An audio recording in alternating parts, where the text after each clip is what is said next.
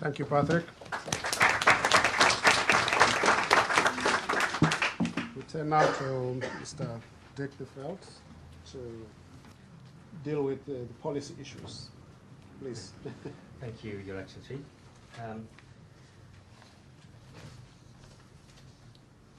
I will indeed discuss some of the global policy issues in relation to global financial crisis. Back in March, 23rd of March, we had a meeting outside ODI where we launched the development charter for 2020, and where we were combining the research of a number of ODI researchers as well as some outsiders to sort of think about what could G20 do to get development at the forefront, and also in particular, how could it help developing countries to address the effects of the global financial crisis. And since then, of course, we've had the G20 meeting on the 2nd of April, and it had its communique, and so we can sort of think, well, let's sort of take stock of where we are at the moment, and then look forward. First of all, we suggested that it's quite important to think about monitoring the effects of the global financial crisis, and because that will inform the right types of policies and also the speed of policy making. And the communique included a recommendation so that the UN could try and monitor the situation, and that is likely to happen in the coming months. With respect to financial regulation, it's been started, but only just started, and a lot of it has been going on already for some time, so this is just a moment in time, but there is more work ongoing.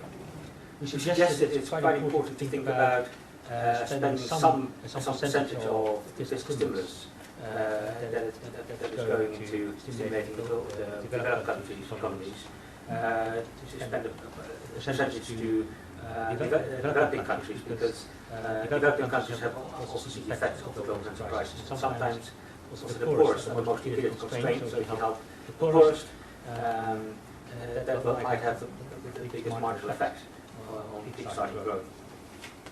What we got was the 50 billion number, but it was something different than I think we suggested. But it was a number of different facilities that we put in place, and it was 50 billion for low-income countries, 90 billion for SDR allocation, doubling extra rights to IMF concession resources, doubling IMF concession lending capacity through gold sales, worth 6 billion. There was some additional financing through development banks, and also some support for the IFC trade liquidity pool, adding up to about 50 billion. Trade policy, there was a commitment to not to go into protectionist route stance. I say this is a lot of talk. Actually, when we think about reality, the European Union has just, I think this morning in the newspapers, announced another tariff increase on certain imports from developing countries. And so we need to monitor this quite well. On migration, we suggested there should also be a reversal of making migration protectionism. We haven't seen much of that. Some good words on the level of aid. We've seen aid levels and commitment on aid being under pressure. At least the talk is to stick to the equipment. And I think that's something to be hold of. But of course, there needs to be more work on that. Some good news on quotas for access to the IMF. But probably not enough to think about sort of disbursement rules of aid programs, because they need to be sped up quite dramatically in order to address the effects of global financial crisis now, and not 1 or 2 years later on. We also suggested that G20 could be a platform for IFI UN reform. I think much remains to be seen here, particularly in the lead up to the IFI annual meetings in the autumn. ODI did a monitoring study and it's thanks to a grant from the Dutch Ministry of Foreign Affairs and the UK Department for International Development, and it enables 10 country teams in 10 countries and 6 of those in Africa to monitor what are the effects of the global financial crisis on economies. And so the methodology was as follows. We sort of had the global financial crisis, a shock occurred, and this was unprecedented for decades. And then the question was, how does it actually feed through into local economies, particularly the poorer countries?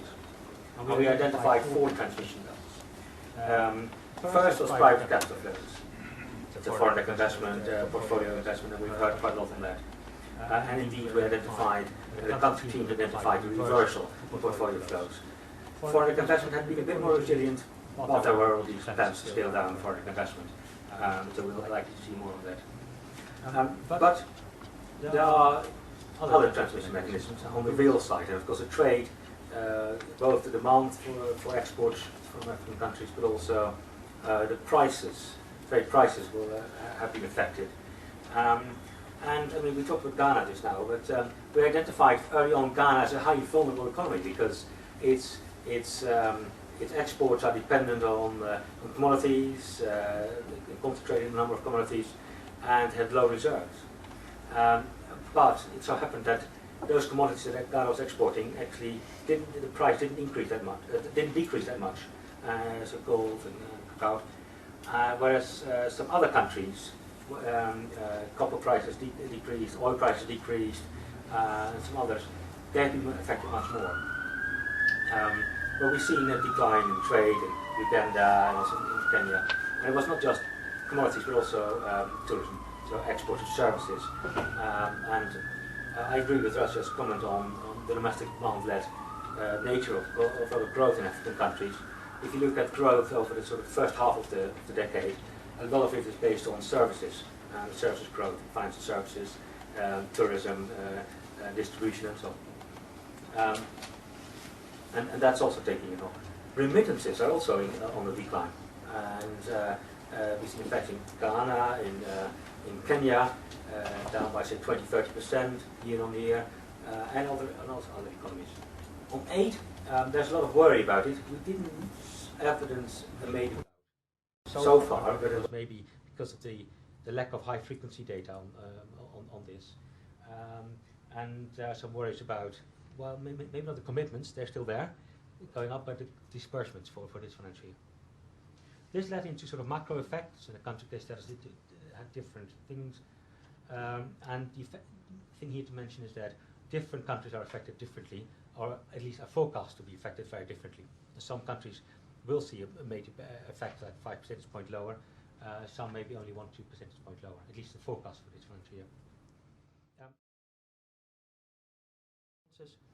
And there, this was a very preliminary look at how countries are responding to the financial crisis, and we see that some countries are not responding at all, just business as usual, whereas others have been a bit more proactive. Where next, which is the titles of the meeting. I think that depends quite a lot on the nature and extent of the shock, or the shocks, as we will see, because there are a lot of shocks happening at the moment in the global system. What are the policy responses? Restoring growth, protecting the vulnerable, addressing market failures, and who are the possible actors in this? And when can they act? And if you map that out, there's a lot you can, a lot of sort of thinking that needs to be done this year in terms of who's doing what in what role, and a lot has been shaking up. In particular, there's a question about whether countries, including African countries, face shock after shock after shock. Whether it was the food shock, the fuel price shock, the financial crisis, and the fourth F, the flu pandemic. Is there going to be another shock? And that will put quite a lot of pressures on the macroeconomic policies, in order to respond to it. That will also have implications for the UN system to monitor these shocks, the effects of these shocks. This will have implications for the multilateral development banks, the IFIs, in order to think about, do they have the right shock facilities that developing countries can access without conditionalities at speed. And it will also have questions for G20 policies themselves.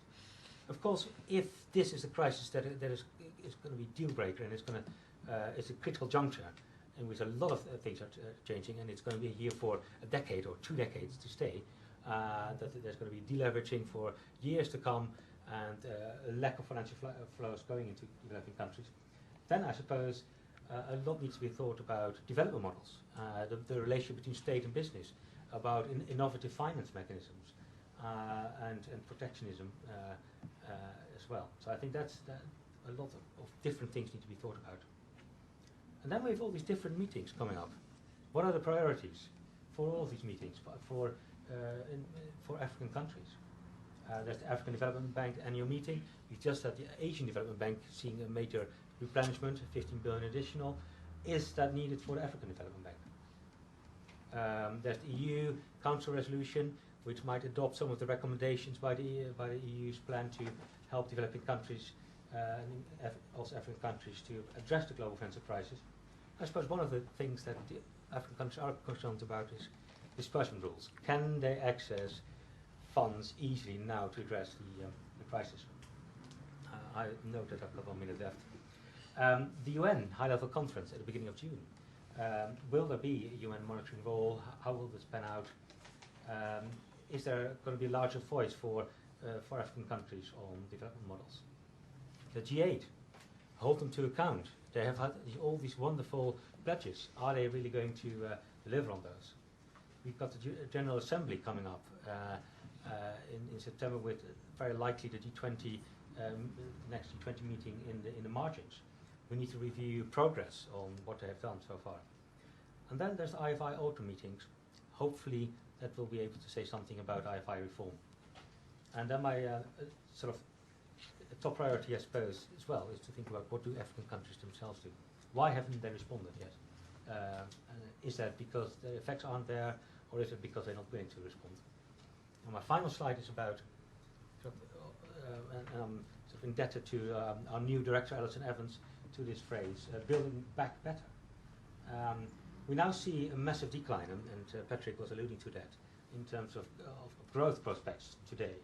And it's taking population growth into account, it's very likely that there's going to be a GDP per capita decline in Africa as a whole this year. And we see this big shock occurring. So we had maybe some unsustainable growth happening in the global system and also in African countries in the beginning of the decade, and some shocks now. And that is sort of hitting the vulnerable hard, and it's also likely to hit the private sector in terms of thinking about, well, they need a stable environment to invest in, and consumers need to have a stable environment as well, at least as stable as is possible. Could we build back better in terms of thinking? Would it be possible to smoothen it out? What would happen to what would need to happen to the global financial system? What do African countries need to do in order to have a more stable outlook, and hopefully therefore a higher mean growth in the future? So there's a lot to sort of think about, a lot of meetings to be thinking about, and a lot of policy responses also in African countries to be thinking about. Thank you. Thank you very much.